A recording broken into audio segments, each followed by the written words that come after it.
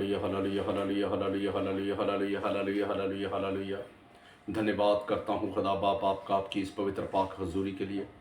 खुदावन्ना जितने भी जन इस आत्मिक कॉन्फ्रेंस में जुड़े, तेरा आत्मा इन लोगों को टच करे। ये सब जन तेरे पवित्र मसे से भरकर चंगाई को ग्रहण करते आत्मा प्रार्थना में बड़े प्रभु यीशु मसीह के पवित्र पाक और समर्थी नाम में।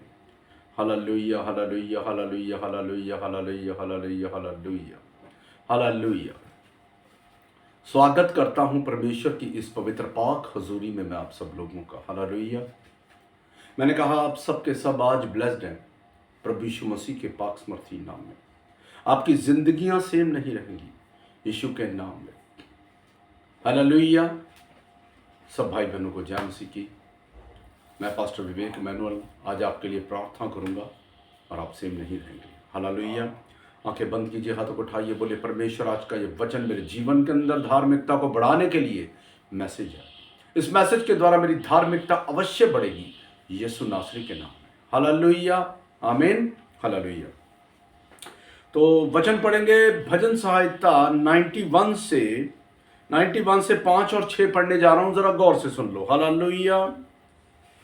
तू ना रात के भय से डरेगा और ना उस तीर से जो दिन को उड़ता है, ना उस मरी से जो अंधेरे में फैलती है, और ना उस महारोग से जो दिन दोपहरी में उजाड़ता है। हालेलुया।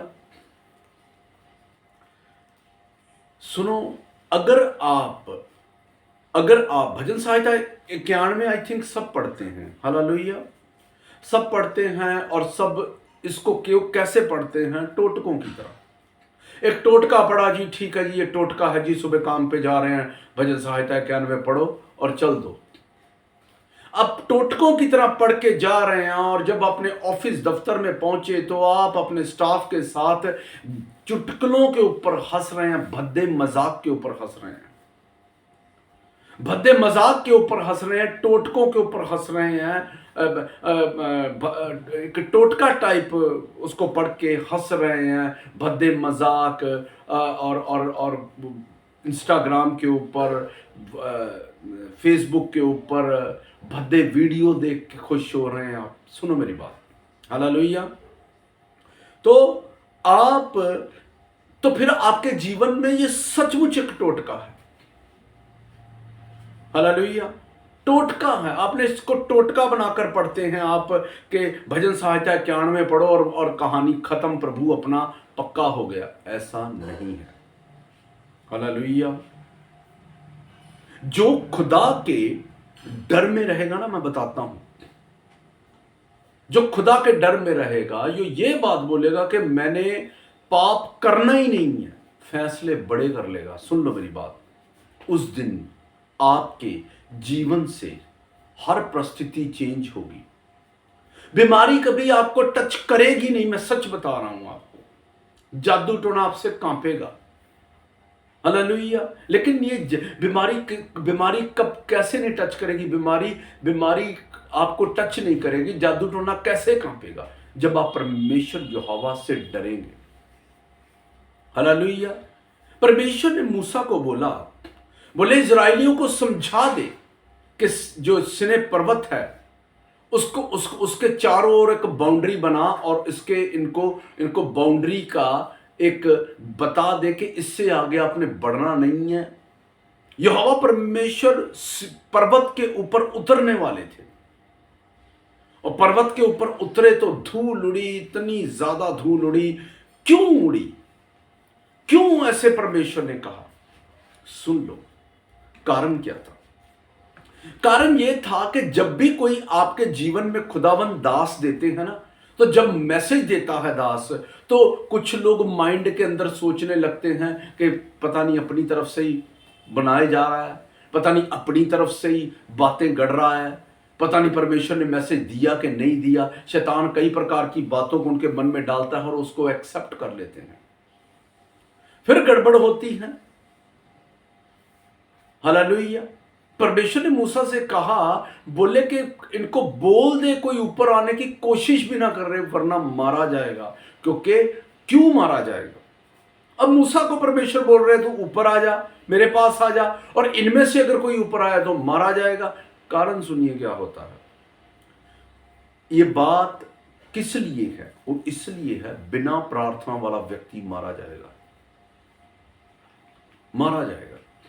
और परमेश्वर क्या बोलते हैं? अगर तू भय मेरा मानेगा, रखेगा, तो ये वचन तेरे लिए है। मैं फिर से पढ़ता हूं, गौर से सुनो। हालेलुया। लिखा है, तू ना रात के भय से डरेगा और ना उस तीर से जो दिन को उड़ता है, ना उस मरी से जो अंधेरे में फैलती है, और ना उस महारोग से जो दिन दोपहरी में उजाड़ता है। हालेलुया।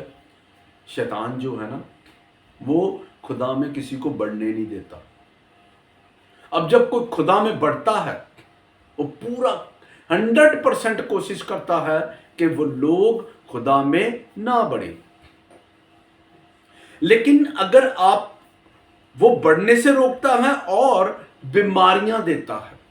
किसी ने जादू टोना कर दिया, कोई जादू टोना कर रहा है, कोई किसी की प्रसिद्धि से दुखी है। अपनी गरीबी से दुखी नहीं होते, उस दूसरे की प्रसिद्धि से, दूसरे के फाइनेंस से दुखी हो जाते हैं कि इसके पास क्यों गाड़ी है, क्यों घर इतना बड़ा है, क्यों इसके पास नौकर चाकर हैं, और इसके पास इतना फाइनेंस कहां से आता है। दुखी होकर उसके ऊपर जादू और टोने कर देते हैं। हालेलुया।